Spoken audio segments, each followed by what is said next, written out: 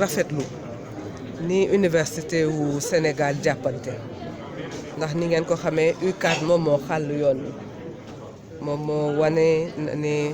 liggéey bu rafet liggéey bu baax Sénégal mën na ko moom UGB topp ci léegi université yi mujj ñëw topp ci muy université wu Thiès université wu Bambey ak université wu Ziguinchor tey moom ñëpp a ngi fi ñu dajaloo di sottante xalaat loolu nag di wane jàppante bi ndax xam-xam moom foog jàppante am ci loolu muy lu ma rafetlu lool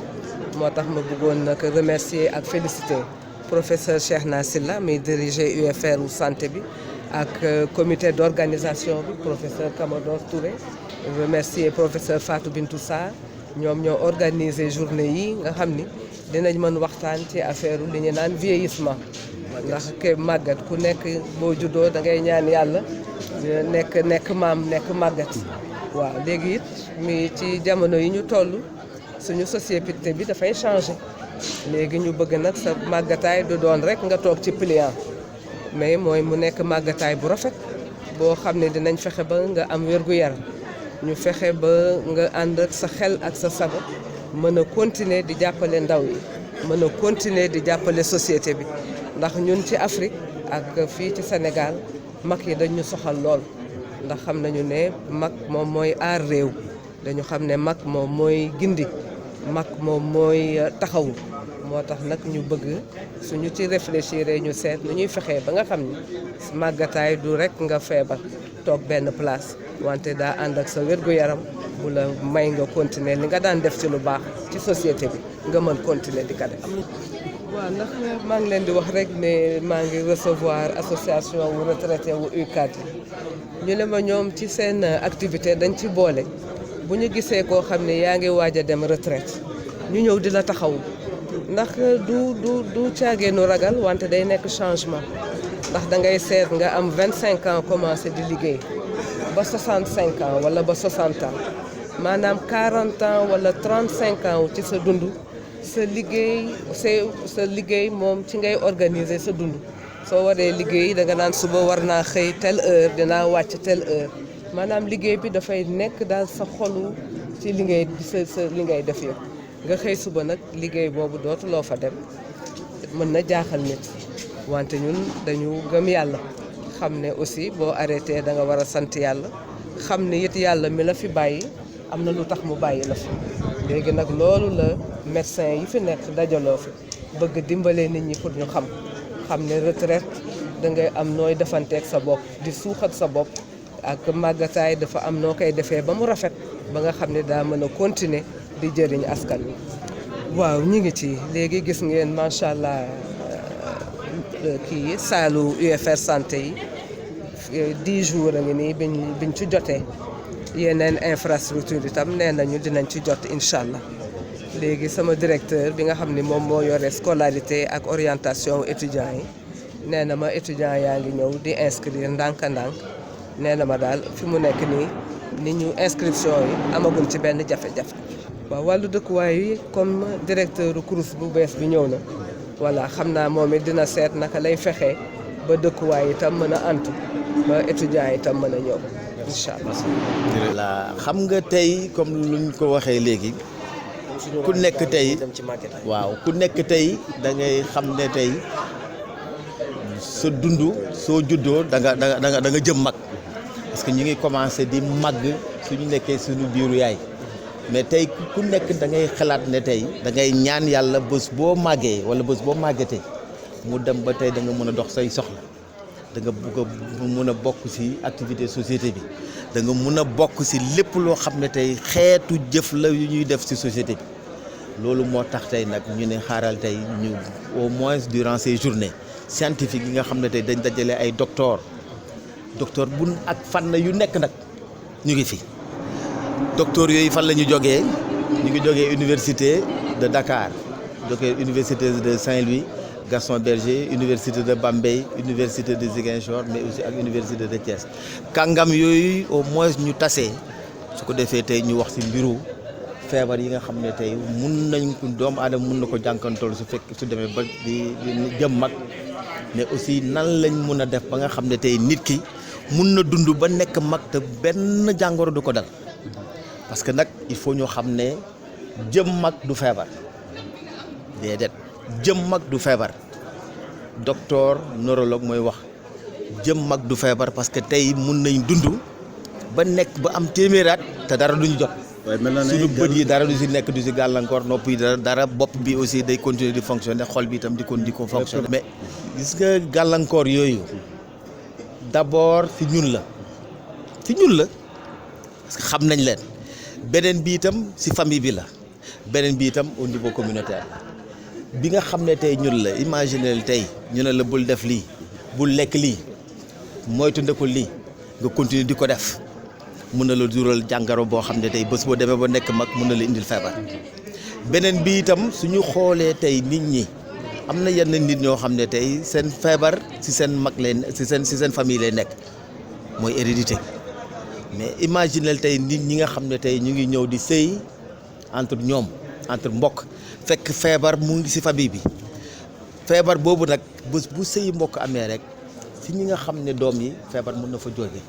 te feebar boobu mun na dem ba nit ki su demee ba nekk mag mun na ko jural yeneen feebar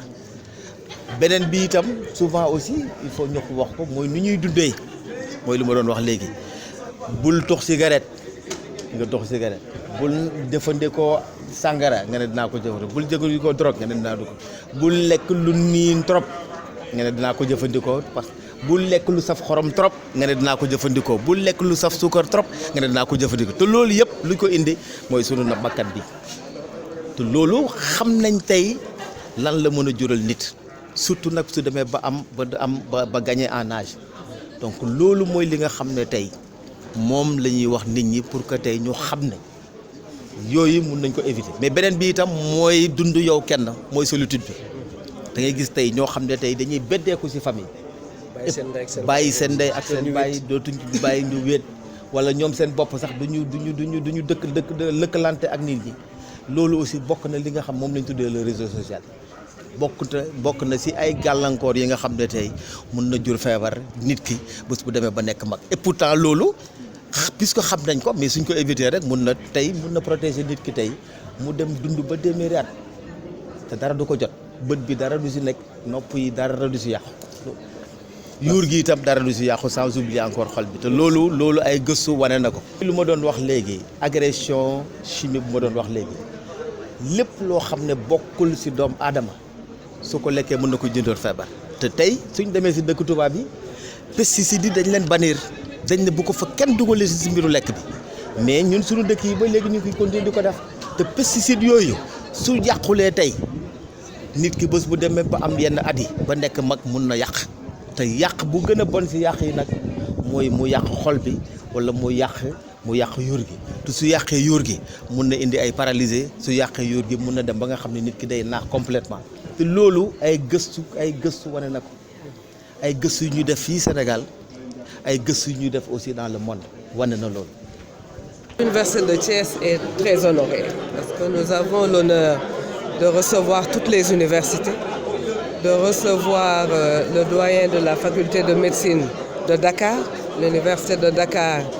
est la grand-mère des universités, c'est elle qui nous a montré la voie de l'excellence. Nous avons également l'université Gaston Berger, représentée par le directeur de l'UFR de santé. Et donc c'est la deuxième génération que nous remercions également. Et il y a les universités de troisième génération. Alioune Diop de Bambey est ici, l'université Assane Seck de Ziguinchor, son doyen de l'UFR des sciences de la santé est ici. Donc c'est un grand honneur aujourd'hui de recevoir toutes ces universités pour travailler autour d'un thème qui est un thème dont l'intérêt est évident. Pendant 2 jours, donc, ces grandes sommités de la médecine de notre pays vont réfléchir sur le vieillissement. Vous savez que l'évolution de notre société est telle que maintenant l'espérance de vie se prolonge et il y a également le fait que nous sommes de plus en plus conscients du fait que la vieillesse n'est pas une fin. C'est-à-dire qu'après la retraite, par exemple, il y a une autre vie. Et il y a encore la possibilité de continuer à apprendre, de continuer à échanger, et surtout de continuer à donner le capital de savoir et d'expérience que l'on a capitalisé tout au long de sa vie. Donc notre société est en profonde mutation et je pense que les réflexions de ces 2 jours-ci vont constituer un éclairage extrêmement important sur cette question du vieillissement. La vieillesse se prépare. La vieillesse se prépare, comme l'ont dit les spécialistes, il faut chercher à vieillir bien. Il ne s'agit pas de fuir la vieillesse, mais de l'espérer, de prier de devenir des vieux et des personnes âgées pour nous tous, mais de vieillir bien, c'est-à-dire de continuer à être en bonne santé, de continuer à être un membre à part entière de la société et à continuer à jouer un rôle important au sein de notre société qui a toujours fait une place de choix aux personnes âgées. Oui, l'UFR Santé, je voudrais rendre hommage aux pionniers qui ont créé cette UFR et le président qui est le parrain de ces journées conjointes, le professeur Lamine Sow, a contribué à la création de cette UFR de santé. Et il s'agit donc de voir que cette UFR a reçu des infrastructures qui ont été livrées récemment,